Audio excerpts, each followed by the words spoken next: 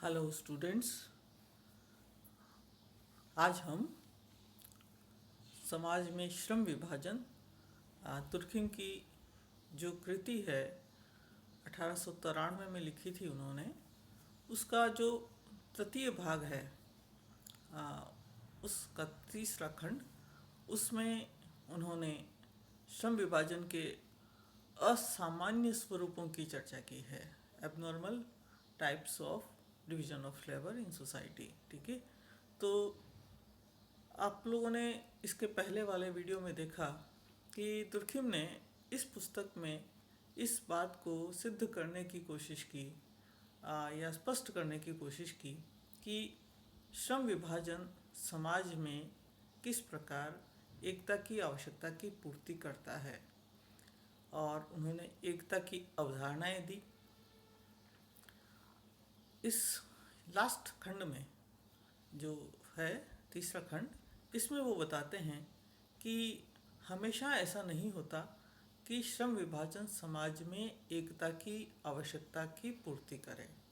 कभी कभी श्रम विभाजन के ऐसे स्वरूप भी हमारे सामने आते हैं जब एकता के स्थान पर समाज में असंतुलन और असामंजस्य उत्पन्न हो जाता है। तो ऐसा कब कब होता है? बहुत ज़्यादा विशेषीकरण होने की स्थिति में समाज में ऐसी स्थितियां कब आती है जबकि समाज में विखंडन और असामंजस्य और असंतुलन यानी डिसइंटीग्रेशन उत्पन्न होने लगता है, और ये नकारात्मक परिणाम इसके सामने आने लगते हैं। तो दुर्खिम ने इस प्रकार के 3 स्वरूपों की चर्चा की है।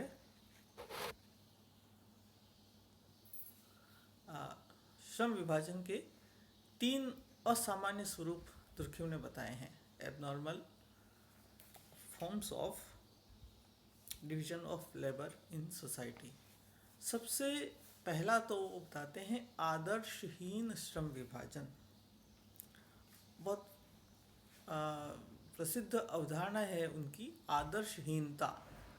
और आदर्शहीनता का मतलब है नियम विहीनता, प्रतिमान विहीनता या आदर्शों का अभाव। जब समाज में प्रतिमानहीनता की स्थिति उत्पन्न हो जाती है, आदर्शों का अभाव हो जाता है, नियमों का उल्लंघन होता है या नियमहीनता की स्थिति उत्पन्न हो जाती है, तो इसको दुर्खिम ने कहा है एनोमी या आदर्शहीनता।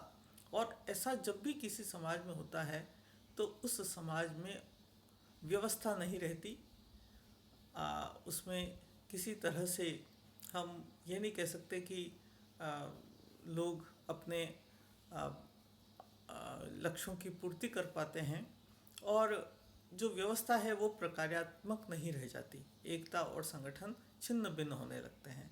तो इसको समझाने के लिए दुर्खिम ने आदर्शहीनता की अवधारणा दी है, एनोमी की अवधारणा।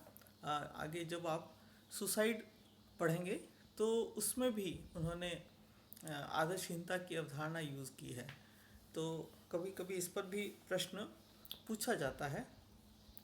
तो ये जो 3 प्रकार की दशाएं दुर्खिम ने बताई है, इसमें सबसे पहले आदर्शहीन श्रम विभाजन हम देखते हैं। और दुर्खिम कहता है कि कई बार ऐसा होता है कि जो समाज की इकाइयां हैं, उन इकाइयों के बीच में तालमेल खत्म होने लगता है, सामंजस्य खत्म होने लगता है, और आपस में उनमें संघर्ष की स्थिति उत्पन्न हो जाती है। तो ऐसी जो भी स्थितियां हैं वो जो आदर्शहीनता की स्थितियां हैं। आदर्शहीन जो श्रम विभाजन है, anomic division of labour, Durkheim ने इसको बताया है ये 2 क्षेत्रों में हम देख सकते हैं, एक आर्थिक क्षेत्र में और दूसरा वैज्ञानिक क्षेत्र में। दुर्खिम कहते हैं कि आर्थिक क्षेत्र में जब उद्योगों में विशेषीकरण बढ़ता है, बहुत ज़्यादा हाईली स्पेशलाइजेशन हो जाता है, तो ऐसी स्थिति में कई बार व्यापारिक संकट उत्पन्न होते हैं, आर्थिक असफलताएं हमारे सामने आती है, और उद्योगों में अक्सर जो मालिक और मजदूर हैं उनके बीच में संघर्ष की स्थितियां आती है, हड़ताल होने लगती है, तालाबंदी होती है, उपद्रव होती है, और जो क्रांति की घटनाएं हैं उन सब को दुर्खिम ने आदर्शहीन श्रम विभाजन के अंतर्गत लिया है आर्थिक क्षेत्र में। तो ये जो स्थितियां हैं ये समाज में सहयोग के बजाय, सामंजस्य के बजाय संघर्ष को जन्म देती है, और ये समाज की एकता के लिए आवश्यक नहीं होता, मतलब ये समाज में एकता को बढ़ावा नहीं देती। तो एक तो आदर्शहीन श्रम विभाजन हम देख सकते हैं आर्थिक क्षेत्र में, और दूसरा उन्होंने दिया है वैज्ञानिक क्षेत्र में। वो कहते हैं कि वैज्ञानिक क्षेत्र में, ज्ञान के क्षेत्र में जैसे जैसे श्रम विभाजन बढ़ता है, विशेषीकरण बढ़ता है, हर विषय अपने आप में हाईली स्पेशलाइज्ड हो जाता है। और इतना स्पेशलाइजेशन, जैसे आजकल इस ज़माने में आप इस बात को आराम से देख सकते हैं, जिस युग में हम जी रहे हैं, तो विज्ञान कहाँ पहुँचा है।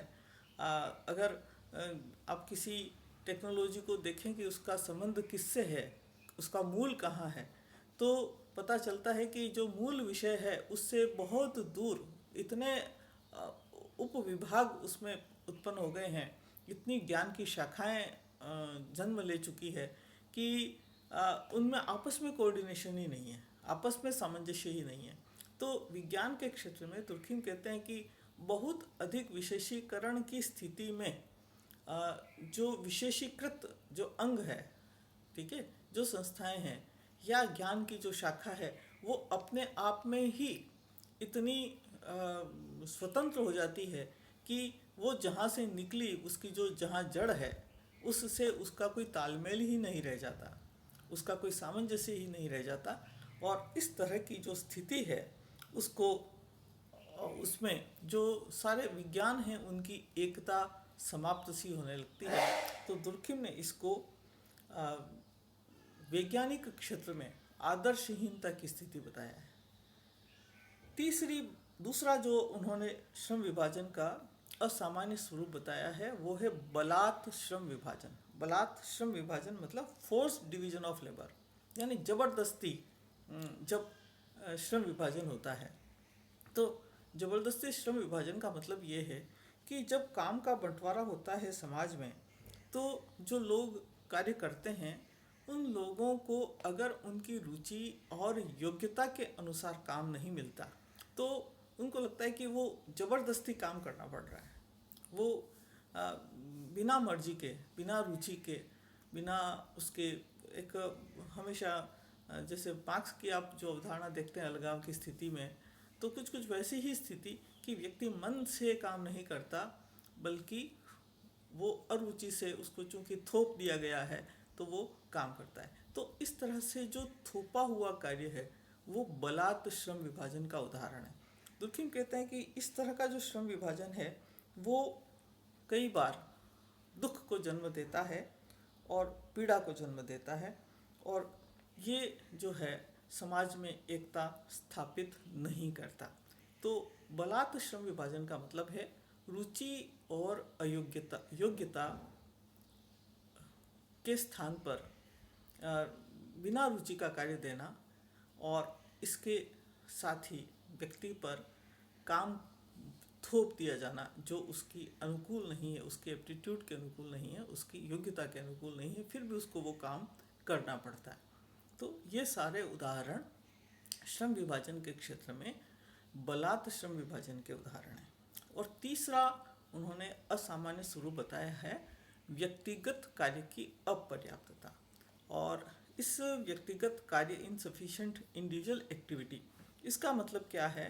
वो कहते हैं कि जब व्यक्ति बहुत काम करना चाहता है लेकिन उसको काम नहीं मिलता, या वो काम कर नहीं सकता लेकिन उसके ऊपर बहुत ज़्यादा काम दे दिया जाता है, उसको बहुत अधिक काम दे दिया जाता है, तो ऐसी स्थिति में उसको जो है कार्य और उसकी कैपेसिटी दोनों में एक अपर्याप्तता की स्थिति हमें दिखाई देती है।